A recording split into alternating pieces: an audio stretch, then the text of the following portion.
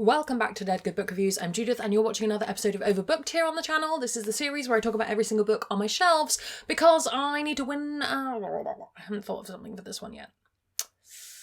Never mind. Today we're talking about Melinda Salisbury's State of Sorrow and Song of Sorrow. Boo! I haven't put that intro clip in for ages. I might do it this time. I don't know. I'm pretty sure I have bought at least a copy of both of the books in this series. I can't find my copy of the sequel, Song of Sorrow. It's somewhere in this house. Probably, but it wasn't next to this book, so who knows where it has got to. My downstairs shelves are a bit of a mess again. Let's not worry too much about it. I may have had a review copy of book 2, like a digital one, and then bought a copy, but regardless of where books come from, nobody's paying me to talk about books and all opinions are my own. I'm going to keep this as spoiler-free as humanly possible while still talking about both books in the series. If you do want to go in knowing absolutely nothing, click away now, and I will link the story graph for the series below in case you want to check out any user-generated content warnings. This is a YA fantasy duology that originally came out in, well, the first book came out in March of 2018, so it's getting on a little bit now. We're getting to some of the older stuff on my shelves as we move through towards the end of the alphabet. Melinda Salisbury has written a bunch of other stuff. The Wayback Almanac is her current latest stuff. There's also the Sin Eater's Daughter trilogy, which we'll be talking about next week, I think, or last week, depending on how video schedule works out. And Hold Back the Tide is another one of hers that I've read. However, this is my favourite series of hers. Let's talk about it together. Sorrow, for that is all she brings us. A people laid low by grief and darkness, a cutthroat race for power and victory, a girl with everything and nothing to lose.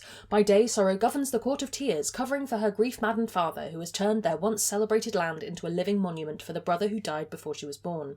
By night, she seeks solace in the arms of the boy she's loved since childhood, but one ghost won't stop haunting her, and when enemies old and new close ranks against her, Sorrow must decide how far she's willing to go to win.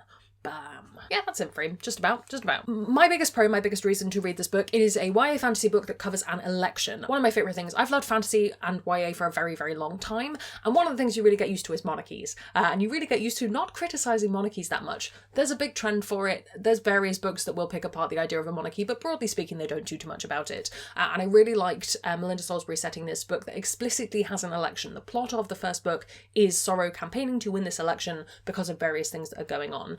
And I think that that's a really interesting take. It allows you to explore the idea of modern day politics through a fantasy lens.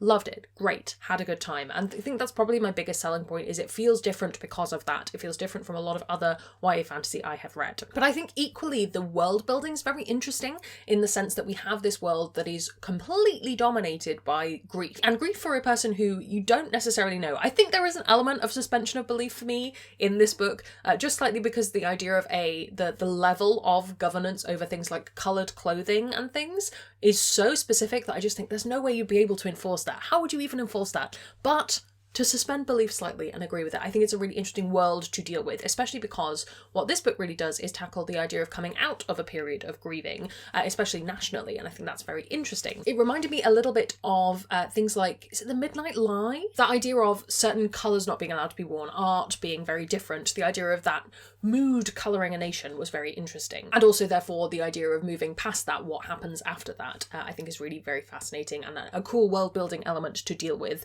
in what could feel very cliche and kind of stereotypical YA world, you know, this isn't allowed, but our main character wants it to be, that kind of thing. It doesn't feel that way, at least to me. I think this book tackles complex relationships very well. Sorrow's relationship with her father is a very difficult one, and the complications of addiction around that is very, very interesting. But equally, the romantic relationships that Sorrow has, because she does have them, are also very complicated across both books in the series, and there's a lot of kind of political scheming and machinations going on, and the idea of who you can and can't trust with certain pieces of information, certain pieces of your heart. What can you do? I found very enjoyable. It makes for a very good read. Sorrow as a character I also really, really loved. Back when I read this originally, I actually wrote a song about it because I'm that girl, and I had a really good time kind of getting into Sorrow's head and thinking about what her motivations are. I think that she's a person who loves her country a lot and has been brought up to love her country, and also has grown up in this time of grief that she had no control over, and yet she is called Sorrow and everything is just carrying the weight of this. I think she's a really interesting character and I really love her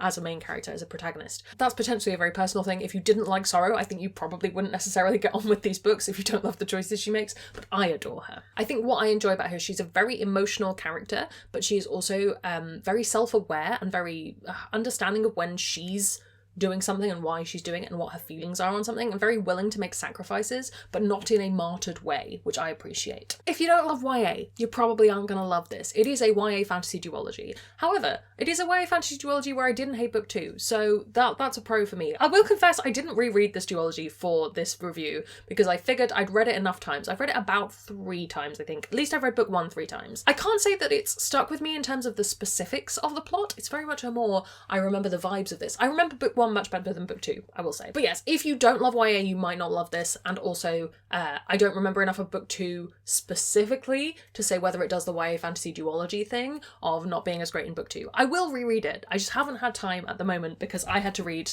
Sin Eater's Daughter in like a week. It was fine. But I do think there are those elements of why are we thinking about your boyfriend right now? The world is on fire kind of thing. But you know what? When I was a teenager, I also thought about my boyfriend when the world was on fire. So what can you do? Maybe that's realism. I think if you were going to pick up another Melinda Salisbury book, having read this series, I would probably go to the Sin Eater's Daughter trilogy, just because I didn't love Hold Back the Tide as much. But I do know people who've adored Hold Back the Tide, so perhaps go and ask them, because I might not be the best judge. I think in terms of other things to read that feel similar, I definitely have read something else that was an election fantasy, but I cannot remember what it was for the life of me. And I'm looking around me like it's going to suddenly pop off the shelves at me and make itself known. Alas, I don't think that is going to happen. I do think, however, if you've read enough YA, you'll know if you like this or not, because it slots nicely into 2018 YA. There we go. I do want to just touch on, I went to a bunch of events where Melinda Salisbury happened to be there. There was just a period of time where every event we went to was with Melinda Salisbury, so got to hear her talk about the book. I think we might have gone to the Song of Sorrow book launch. That rings a bell. This would have been 2018, 2019, so a long time ago now. And she was talking about the inspiration for the first book and there being this like historic bridge that was really narrow, and it was the idea that like potentially it had some involvement in the start of World War One, or possibly World War Two. I can't remember. This is how long ago it was. My brain is a sieve. But if you're interested in narrow bridges that would be bad to have diplomatic meetings on, might be a book series for you. Should you read this? I am somewhat conflicted because, as you know, I don't love to recommend things when I haven't had time to do the reread. I would say definitely book 1, if you're interested in the concept, is worth reading. I enjoyed it. It is 2018 YA, don't get me wrong. Very much in that era, but still enjoyable, I think. And I've hung on to it all these years throughout multiple book unhauls because I do want to read it again every time. And every time I've enjoyed reading it again. And I think that really is carried through from Sorrow's character and the world building for me personally. So you do you, but I would recommend it if you're into that kind of thing. Have you read this? Do you have plans to? Let me know down in the comments below while you're down there commenting. If you haven't already, please do subscribe. It makes me feel loved and appreciated. You can also follow me on social media. Come hang out on Discord where we have chill chats about books. I'd like to say an enormous thank you to all the ghosts who haunt me over on Patreon. They support the channel and in return get early access to videos, bonus content and live streams. If you'd like to join their number, that's linked in the description as well. Thank you so much for watching. That's all from me, and I will see you in the next one. There's gonna be some bloopers now. Melinda Salisbury has also obviously written, I'd like to say a huge squishy thank you to